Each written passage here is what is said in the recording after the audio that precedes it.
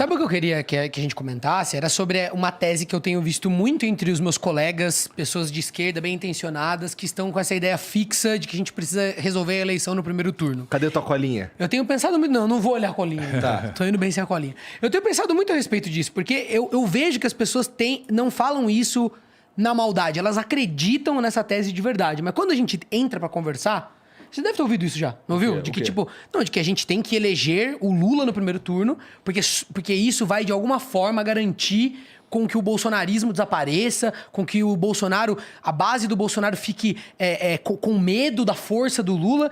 Eu fico pensando sobre isso e eu não consigo enxergar outro caminho que não seja o oposto. Digo, a melhor forma de manter o bolsonarismo vivinho da Silva é você fazer uma eleição onde o Lula ganha por um percentual... Vamos supor que ganhe no primeiro turno, coisa que eu pessoalmente acredito que seja quase impossível. Pelo histórico e por tudo que aconteceu. O Ciro precisa sair, precisa arregar. Nenhuma chance. Mas veja bem, se ele ganhasse com um percentual apertado, vamos supor meio ponto, um ponto e meio... Isso não seria o combustível mais forte para o bolsonarismo virar e falar, não, a eleição foi fraudada. É óbvio, porque poucas urnas, um conchavo pequeno já consegue garantir isso. Não, e mais o seguinte, olha, o Lula no auge da popularidade dele na reeleição não ganhou no primeiro turno. E agora, depois a Dilma não ganhou no primeiro turno, nem na reeleição ganhou no primeiro turno. E agora, com todo chumbado, com 1000 denúncias irrespondíveis de roubalheira, a crise econômica monstruosa que ele produziu, as pessoas sabem que dia perderam o emprego. O desemprego no Brasil vinha em 4, 4,5, 4,5, 4,5. Aí, com a Dilma, foi para 12%, nunca mais desceu. Está descendo aí para 11% agora, nunca mais desceu. Isso aí todo mundo sabe disso. A inadimplência, que é farra do crédito, ok, foi muito bom, todo mundo foi para o crediário, agora está todo mundo amargando. Percebe? É que as pessoas, eu não sei se as pessoas conseguem fazer esse elo, Ciro. Agora não, mas a campanha vai fazer. Você vai ver. Você vai ver. Porque eu tenho visto esse discurso crescendo do último mês pra cá. Mas isso é industrializado. Isso é uma parada que eu já pensei, assim, eu pensava e comentava em casa, inclusive. Isso sem ser totalmente leigo, não sou economista, não sou nada disso, não tinha nem programa ainda na internet. E eu comentava, caralho, as pessoas estão comprando carro pra caralho aí, comprando apartamento, comprando tudo caralho, mas, pô, tem que pagar, né? Como é que vai pagar essa porra? Vai produzir... Provavelmente, uma galera... Isso aí eu ouvi, inclusive, o Boechat falando. Faz tempo. Que, cara, isso daí é uma conta que as pessoas... Será que as pessoas vão conseguir bancar o apartamento que eles compraram e tudo mais e tal? Isso parecia até meio lógico. Mas eu não sei se as pessoas fazem o elo entre... conseguir dar entrada, conseguir começar a pagar aqui meu apartamento... E perceber que a mesma política que os colocou nessa posição de conseguir ter o bem, as impediu de pagar o bem mais para frente. Existe uma coisa seguinte, é a realidade e o esforço dos políticos de manipularem a realidade em seu favor. Estou dizendo que o Lula acabou de dizer que o Alckmin não foi a favor do impeachment. Disse assim, não, se zangou com o repórter. Não respeite o cara. O Alckmin foi contra o impeachment. Porra, o Alckmin contra o impeachment? São 1 milhão de declarações de militância do Alckmin. O PSDB votou em massa 100% dos votos pelo impeachment da Dilma, enquanto eu trabalhei contra. O único estado que deu 2/3 dos votos contra. E olha que eu achava o governo da Dilma o pior governo até o Bolsonaro.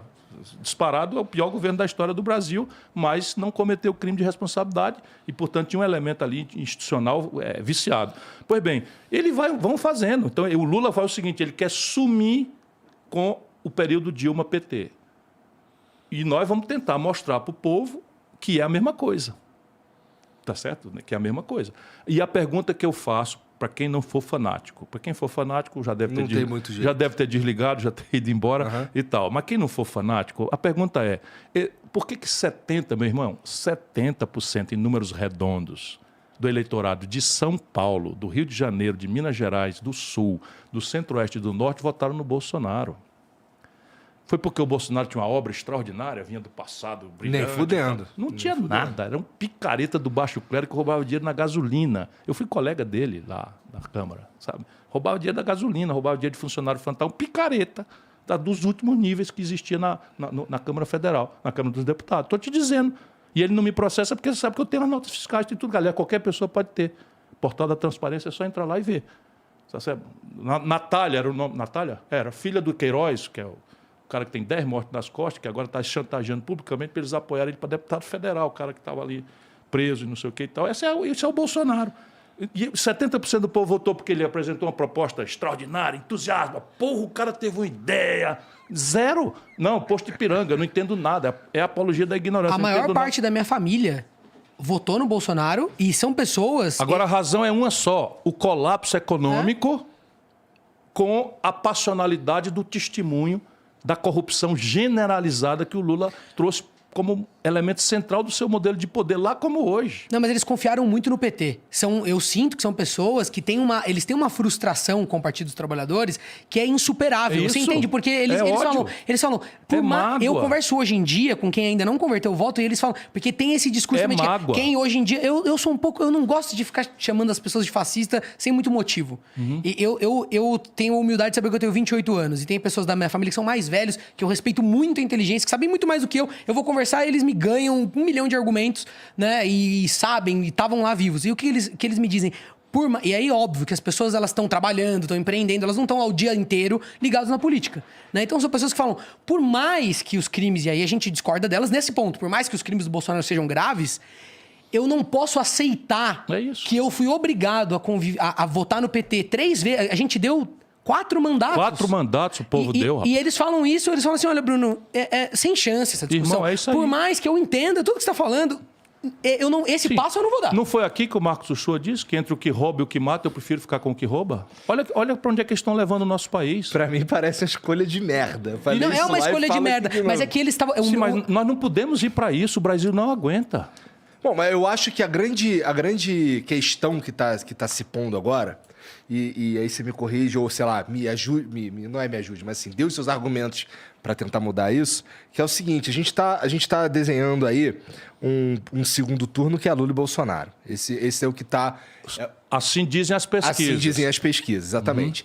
E o voto hoje em dia, a gente tem, grosso modo, números grossos, a gente tem 33%, anti-Bolsonaro, portanto pró-Lula. A gente tem 30% anti-Lula, portanto pró-Bolsonaro. E 30% que não sabe ainda. Que tá meio... mais ou menos a mesma porcentagem da última eleição. Agora deixa eu te falar primeiro. Ninguém briga contra pesquisa. Agora a gente só precisa entender que pesquisa é retrato. E a vida é filme. Então, uma coisa é o retrato. Você tô aqui... Tirou um retrato, eu estava só passando a mão. Como é que é o retrato? Não é? Não? Gostei. Eu estava só passando a mão. Então, agora eu vejo o filme. Eu estava só passando a mão e não sei o que e tal. É outra história. Então, eu não estou assustado que eu vi um fantasma. Eu estava passando a mão, fazendo um argumento. Percebe? Mal comparando, pesquisa é isso. Portanto, a vida é filme. Agora, vamos ver aqui concretamente. Eu estava mostrando por Rolandinho, porque estão mandando para mim aqui. Pesquisa Ibope no Rio de Janeiro, na véspera da eleição. Eu vou aproveitar para ir no banheiro. Com vontade. No Rio de Janeiro, primeiro à esquerda. Estou brincando, quase sempre é. Pesquisa Ibope no Rio de Janeiro. Eduardo Paes, 24, Romário, 18, Garotinho, 12. Witzel, 2. Quem ganhou a eleição? Witzel. Agora, pesquisa em Minas Gerais. Ibope no dia da eleição, 2/10, na véspera, que a eleição foi dia 3. Anastasia, 33, Pimentel, 22, Zema, 10. Quem ganhou a eleição? Zema. Colômbia ontem. Hoje, na verdade, não está acontecendo. O candidato que estava em terceiro lugar tinha 10%. Ninguém dava a menor bola para ele. Chegou, ganhou uma vaga no segundo turno com 28%, agora é favorito com 41%. Por quê? Porque hoje a pesquisa tem um elemento muito mais de propaganda no Brasil moderno do que de aferição mesmo. Quem paga as pesquisas? Se você olhar, tiver curiosidade, quase todas são pagas por bancos.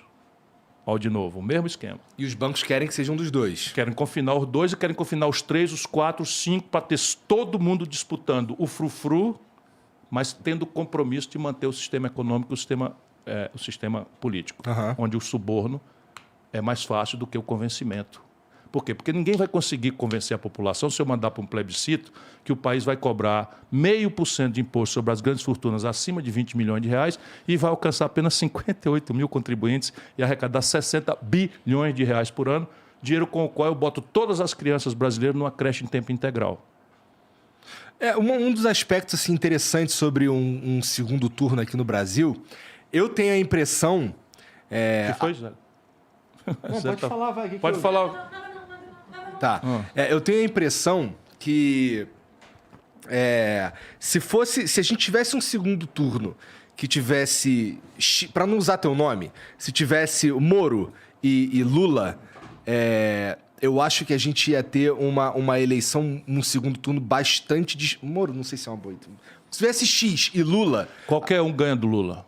Eu tenho a mesma impressão com o Bolsonaro. Qualquer um ganha do Bolsonaro. Porque assim, a grande questão que está aqui agora é Lula contra Bolsonaro. E um sustentando o outro. Se a gente tirar um, o outro tá fudido. Pronto, é isso aí. Né? Simples assim. Mas isso é só uma sensação que eu tenho. Mas correta, eu sou profissional. Tá. Então, deixa eu lhe dizer, reeleição é um mandato de 8 anos com plebiscito no meio. A condição da disputa é tão desigual, o presidente dá uma canetada, muda juro, muda coisa, vai empréstimo, faz o bolsa no CDS. Tem a máquina a seu favor. Enfim, e está no jornal. Fala bobagem, sai no jornal.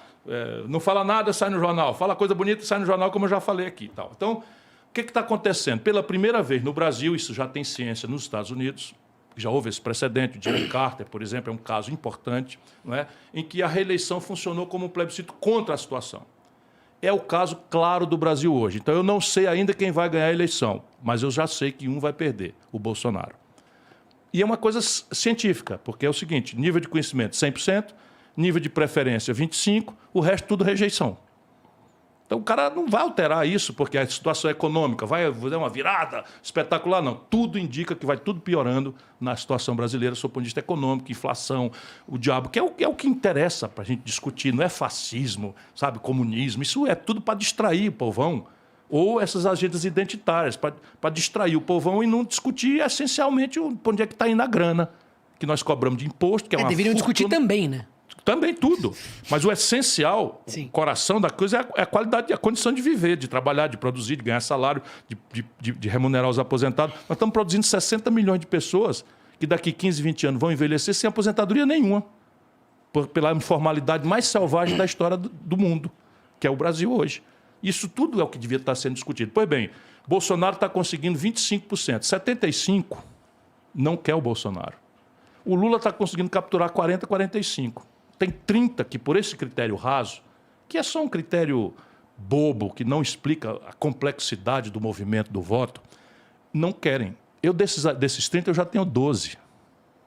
Agora, quando você vai olhar... Datafolha mostra isso tudo. Quando você vai olhar dos 45 do Lula... 12 nas pesquisas? Sim, nas nossas internas todas. Tá. Por quê? Porque eles ajustam na margem de erro. Então, quando diz 9, é a mesma coisa de dizer 12. Margem de erro 3 e PESP de ontem. Pronto. Percebe? PESP, XP, um banco.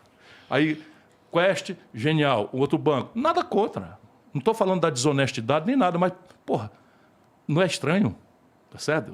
Eu pesquiso. Então, repare, nesses 45 do Lula, 15 estão votando no Lula coagidos por essa ideia de que é o único cara que vai derrotar o Bolsonaro, vai tirar o Bolsonaro, acabar com o Bolsonaro. Imperativamente ser no primeiro turno. Tem que ser no primeiro turno. Para ser um símbolo. Que é justamente o oposto, tá certo? Se você quiser derrotar o Bolsonaro, é tirar ele do segundo turno. Portanto, quem está votando agora no Lula por essa razão, devia votar em mim. Porque eu tiro o Bolsonaro. Eu estou ali no 12, o Bolsonaro 25. Sim. Ainda longe da eleição, com a condição da disputa completamente desigual, eu passo ele. Mas não tem nenhuma... Você vai ver a sensação que vai ser essas eleições. Enfim. E do outro lado, você tem 25 do Bolsonaro, uns 9 estão ali porque não querem o PT de volta. Com certeza. Mas já machucados, já não explicam mais a rachadinha, já se zanga com a vulgaridade, a falta de educação. Não pararam muito para pensar. Eu sinto que está tendo uma inércia ainda, assim, porque, rapaz, é no susto. Nosso Lula está subindo e eu preciso me proteger, então eu tô com o Bolsonaro. Sei lá, mas porque é meio assim. O povo está vivendo o pão que o diabo amassou. E a centralidade do assunto política na cabeça do povo hoje não existe. Só quem está agarrado nisso é político e jornalista. Isso vai mudando gradualmente com o tempo.